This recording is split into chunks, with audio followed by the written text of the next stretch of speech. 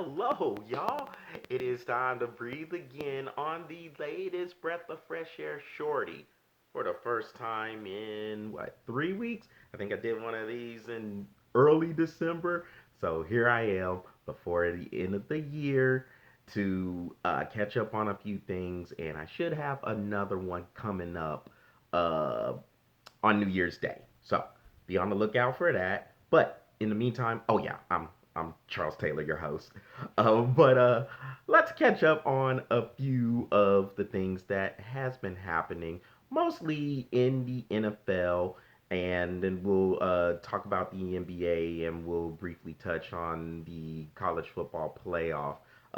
I'll have my predictions for those games come Monday when I do the shorty, or at least I plan to do another shorty on New Year's Day. But um, outside of that, let's talk about some of this NFL action. And you had your Christmas Day triple header where you had three of your uh, best teams. Well, all right, the Kansas City Chiefs. I know they're the defending Super Bowl champions, but they haven't been looking that good. They got beat by the Las Vegas Raiders 20-14, and they look really vulnerable at 9-6. Still should win the AFC West, but they're not looking good in terms of making a run for the playoffs. And that whole thing about the Arrowhead Invitational probably not going to be the case this year. Well, unless everything works out for them and then they are able to host it there at Arrowhead. But they have hosted the last five AFC Championship games, not necessarily because they were just so far and away the better team, but things just worked out for them. We talked about it before, but in 2019, the Ravens were the best team in the conference. They got beat by the Tennessee Titans, and the Titans ended up having to go to Arrowhead to play in 2019. Same thing happened in 2021 when they had the Titans. The Tennessee Titans were the best team. They got beat by Joe Burrow and the Cincinnati Bengals, and they ended up having to go to Kansas City to play there. And then last year, because of the situation that happened with Damar Hamlin during the Bills game with the Bengals, uh, if the Bills would have won and beat the Bengals in the playoffs, then that game would have been in Atlanta. But instead, Cincinnati won, and Cincinnati had to go to Arrowhead Stadium. It looks like Kansas City, if they are going to make a run to the Super Bowl, will have to play at least one true road game, if not two. We'll see how these next 2 weeks go, or these last 2 weeks of the regular season go.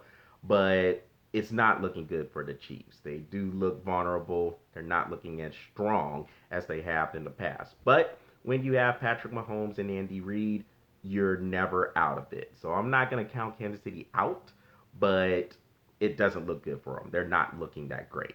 The Philadelphia Eagles, I guess you could say they got back on track. Well, at least they got a win against the New York Giants, but they almost let that game get away. They were looking good in the first half, up 20-3, and then a couple of turnovers happened. A pick six of Jalen Hurts by Adoree Jackson, and then you had uh, the muffed kickoff where the returner he fumbled it, and the Giants took advantage of that. But the Eagles were able to get out of there 33-25, and you just have to win, survive, and advance. So the Eagles are now tied for first place with the San Francisco 49ers because the Niners got soundly beaten by the Baltimore Ravens, who are looking like the best team in the league.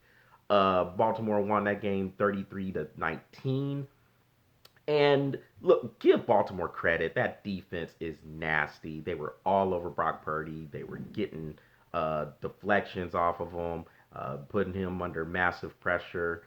And then the offense was efficient. They didn't turn the ball over. And that was the main thing that sunk the 49ers. I mean, Brock Purdy had 4 interceptions.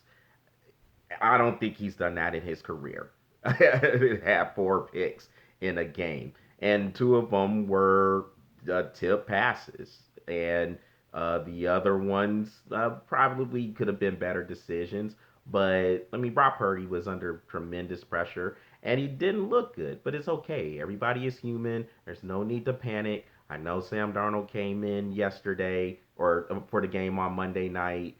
But there's no QB controversy. Brock Purdy is the starter. Everything is fine.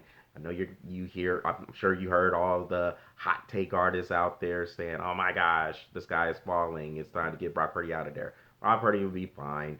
He'll be okay. They'll get back on track, and they should be able to keep home field advantage. Should be able to keep home field advantage. Now, I think they should handle the Washington Commanders coming up this week.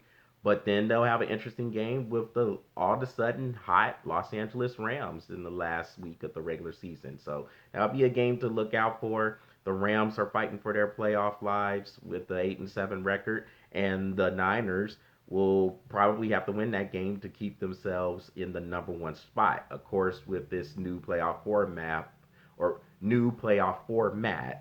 that is in the, I think this is the fifth year. Yeah, the fifth year in existence. The number one team, the number one seeded team, is the only one that will get a first round bye. So the 49ers right now are still in that number one spot, even after that loss to Baltimore. And all they got to do is just win out. They still control their own destiny, and the 49ers will be okay. As for the Ravens, they got a tough schedule to finish out. They will play the Miami Dolphins coming up on Sunday, and then they finish at home against the Pittsburgh Steelers. And for those of us who know the history of the Steelers Ravens rivalry, that is never an easy game for either team. And the Steelers are fighting for their playoff lives. So Baltimore is going to have a tough road to keep that number one seed, but they look good. Lamar Jackson is looking like the favorite for the MVP. And the defense, as I mentioned, nasty. They are top two, three in a lot of the categories there. First in sacks, total defense, I think they're first or second. The Ravens look like a complete team, and they're going to be hell for anybody to deal with. So it should be interesting to see these next couple of weeks, how they close out, and then we'll roll into the playoffs to see who's meeting who.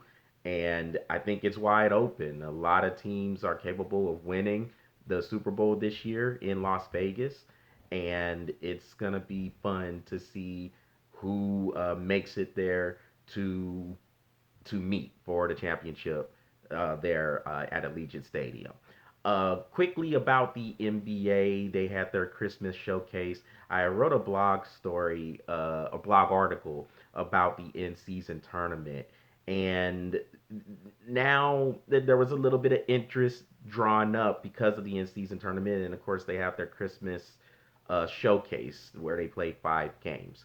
So I just want to see what's the aftermath of that. Is the NBA gonna have another lull? Because they could. I don't see any reason why they wouldn't have another lull, especially when you have college football's playoff about to start.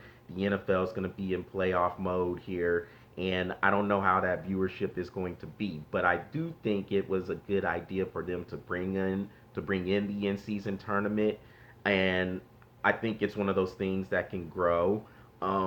Like I said before, if or in the article, go ahead check that out on the WordPress forum, by the way. But if the one of the worst things they could complain about was the way the courts look, I think it was a pretty good success. And of course, the LA Lakers won it, and they unveiled the in-season tournament banner. It seems a little gimmicky, but hey, this is something that I think can be successful going forward, and it works very well in soccer. I don't see any reason why it can't work well in the NBA. Well, y'all, that is what I'm breathing on for today. Y'all make sure y'all visit the Breath of Fresh Air YouTube channel. Smash that subscribe button. Excuse me. And keep the likes coming, or excuse me, follow the Breath of Fresh Air Facebook page. Be on the lookout for the Shortie coming up on New Year's Day, and hopefully I have a blog article coming, another one coming up in the coming days as well. That Shortie will give the state of the Breath of Fresh Air webcast. So it will talk about what Patrick Bracken and I have been going throughout the year, and also what we are looking to do with this product come 2024. So I hope you guys are able to tune in for that. In the meantime, y'all take care of yourselves. I hope y'all had a Merry Christmas and Happy New Year. And we will talk soon. Y'all take care. Happy Thursday.